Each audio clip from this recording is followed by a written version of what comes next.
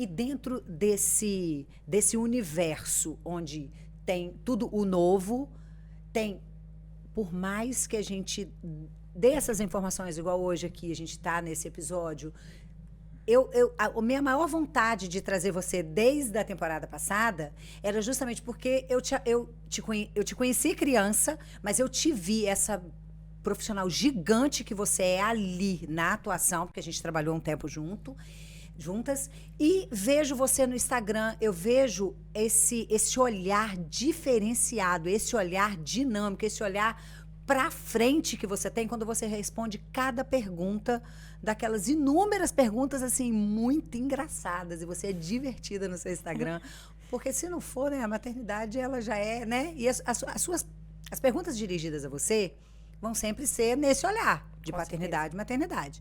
Então, se você traz dessa forma, bem leve, assim, que tem coisa que para você fala assim, não acredito, vou ter que responder isso de novo. E você responde com leveza. Mas tem, dentro desses desafios, tem a expectativa que cada um vai criar. Por mais que você aqui deixou muito claro isso, você vai criar expectativa, claro, né? sempre. São semanas, né? Pelo menos algumas semanas aí, se não for prematuro, 38, 39, 40, 41 semanas de gestação. Então, tem a expectativa. Como que é na sua prática? E aí, assim, até você contar como que é na sua prática e você dar dicas também dentro dessa sua prática quando essa família recebe um diagnóstico que não estava na expectativa, mas é a realidade. Como é que é isso? Na verdade, assim, a maternidade é um eterno expectativa-realidade, né? É o eterno cuspir pra cima, né? Então, assim, na maternidade a gente cospe pra cima várias vezes, né? Eu até uma vez fiz uma brincadeira no próprio Instagram, que eu coloquei assim, vamos começar, eu começo, né? O que eu fiz e o que eu disse que eu nunca faria, né? E as mães foram falando, foi muito bacana, trocando experiência, sabe? Assim, isso é muito legal. Mas quando acontece um diagnóstico, né? Esse último ano, eu diria pra você, que foi talvez um ano na minha profissão de grandes desafios, né? Como você mesmo diz, eu sou neonatologista. E na neonatologia, a gente traz diagnósticos, mas que na maior parte das vezes, as famílias já estão muito cientes. Algumas vezes, não. Eu me lembro já de algumas vezes de a gente dar diagnóstico de trissomia, né? De síndrome de Down. Aos pais que o pré-natal estava perfeito, assim, até então. E aí, quando nasce um bebê, a gente identifica as características físicas e a gente traz isso para a família. A família tinha uma expectativa e a gente traz um diagnóstico. E nesse último ano eu passei por isso, inclusive dentro da minha própria casa, né? O meu filho, ele teve um diagnóstico e naquele momento eu sou mãe. Apesar de ser pediatra, as pessoas acham que é diferente da minha casa, né? E não é. Eu cuido dos meus filhos hoje, né? Como pediatra também, então eu acompanho toda essa questão da saúde deles e eu recebi também um diagnóstico do meu filho. Essa expectativa e essa realidade, eu acho que é muito difícil porque quando a gente dá um diagnóstico, quando ele é um diagnóstico definitivo, entenda isso como espectro autista, síndrome de Down, um defeito congênito, né, uma surdez congênita, uma cegueira congênita, algo que não vai mudar. Independente do que você faça, você não vai mudar o diagnóstico. Você pode mudar a evolução do quadro, mas você não vai mudar o diagnóstico. Então, quando eu digo diagnóstico definitivo, eu digo isso. Não é uma pneumonia que vai tratar, não é... Enfim, é um diagnóstico que a criança vai levar esse diagnóstico. A gente costuma dar sentença. Quando a gente diagnosticar algo, a gente sentencia o nosso filho. E tem que ser diferente disso. Esses dias eu fiz um post no meu Instagram e disse: pai, mãe, o seu filho não é um diagnóstico. Então, o seu filho, ele não é um síndrome de Down. O seu filho, ele não é um autista. O seu filho, ele não é um surdo. O seu filho, ele não é um mudo, ele não é um cego. O seu filho é o seu filho. O seu filho é uma criança. E a sua criança, por mais que ela tenha limitações em algumas partes, ela tem um mar gigante em outras, né? E aí, falando de mim, só para você entender aonde eu quero chegar. O meu filho mais novo, ele teve um diagnóstico de surdez unilateral. E eu fiquei muito triste. Obviamente, eu sou mãe. Eu não queria que ele tivesse isso, né? E eu chorei. Chorei, falei, nossa, meu filho tem uma surdez. E naquele momento eu chorei, sabe por quê? Porque eu limitei o meu filho. Eu falei, poxa, mas ele é surdo, ele vai ter dificuldades, porque ele não tá ouvindo, como é que vai ser o aprendizado? Meu Deus, meu filho, nananana. Imediatamente Deus falou comigo assim, o seu filho não é um diagnóstico. E aí o post veio daí. Que O lindo. seu filho tem uma surdez, mas o seu filho vai ter a propriocepção mais aguçada do que o seu mais Sim. velho. O seu filho vai desenvolver outros hábitos de forma muito mais excelente. Uai, vamos aos autistas que têm tem limitações em algumas coisas. Você já fez aqui postagem sobre eles, né? E eles avançam demais Tem hiperfoco em algumas ok, coisas. Tem desenvolvem alguns que são super dotados. autodidatas, aprendem várias coisas sozinhas, né? Eu tenho pacientes assim. Então, assim, gente, o que eu acho é o seguinte: no momento diagnóstico, é sempre um momento delicado para nós, enquanto médicos. Mas o que eu quero deixar para vocês, que são pais, mães, tios, tias, avós, né? Família.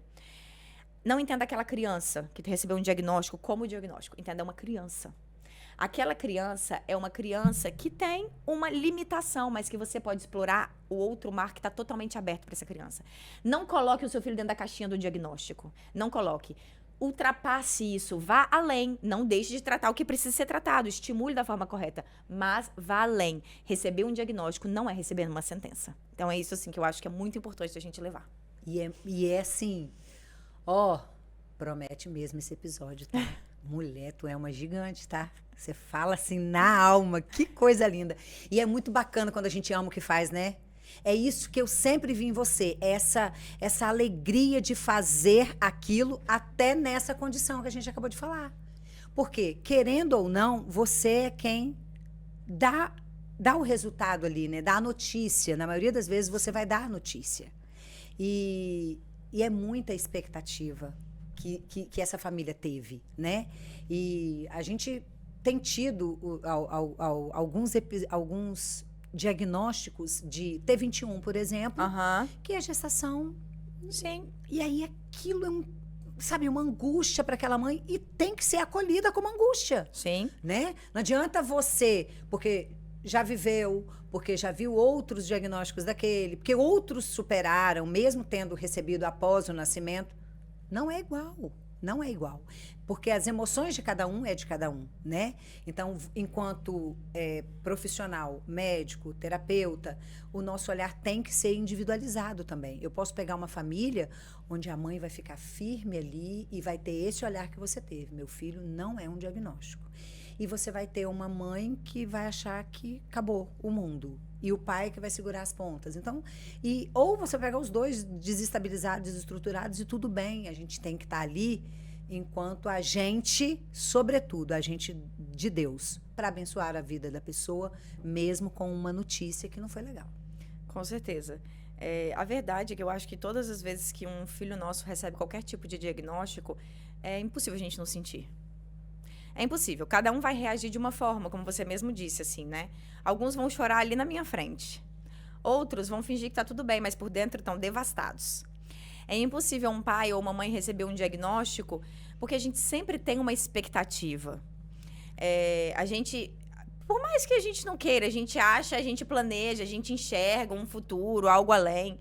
Só que o problema tá aí. O problema que a gente enxerga é dentro de uma caixinha, de uma forma só, né? A gente tem um padrão, a gente traciona na nossa cabeça uma meta e a gente tem um pouco de dificuldade de enxergar além. E eu acho que o nosso papel enquanto profissional é acolher esse sentimento e transformar.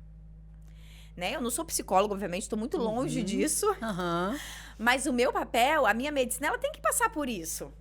Ela tem que passar por esse acolhimento. Ei, o seu filho, você tá triste, né? Porque ele recebeu esse diagnóstico. Mas aqui, veja, o seu filho com esse diagnóstico, ele vai viver essas coisas. Sabe, assim, a gente tem tantos avanços na medicina, então eu acho que a gente pode transformar essas realidades. A gente tem uma expectativa que foi transformada, por que não transformar a realidade? O mais próximo da expectativa o possível, sabe? E eu acho que nós, assim, também temos que trabalhar em nós, e eu falo muito isso na consulta de introdução alimentar. Eu falo pros pais assim, aqui, reduz bem a sua expectativa da criança comer, reduz bem, sabe, assim. Vai pegar, vai colocar na boca, vai espalhar na cara inteira, e tá tudo bem, tá ótimo, vai cuspir, vai fazer careta. Independente de você fazer aquele método ali de deixa comer com a mão e tal, ou você dá a colherzinha, vai cuspir. Vai achando que vai ser aquele neném lá do YouTube, né? Que a criança abre a boca pra comer. Não! Vai diminuir as suas expectativas. Então, assim, a verdade é que a gente se frustra muito porque a gente tem muitas expectativas. E as nossas expectativas são nos outros. A gente precisa ter expectativas em quem a gente realmente sabe que não vai frustrar, né? É isso aí. Então, assim, mas acolher faz parte da nossa profissão. acolher com empatia, acolher com amor, sabe? E ajudar essa família a transformar essa nova realidade ao qual ela acabou de ser lançada, né? Assim, de uma forma nada sutil, muitas vezes. Então, assim, eu acho que o nosso papel enquanto profissional de saúde é amenizar tudo isso e fazer a família enxergar e essa criança atingir o seu potencial máximo dentro daquelas limitações que ele tem.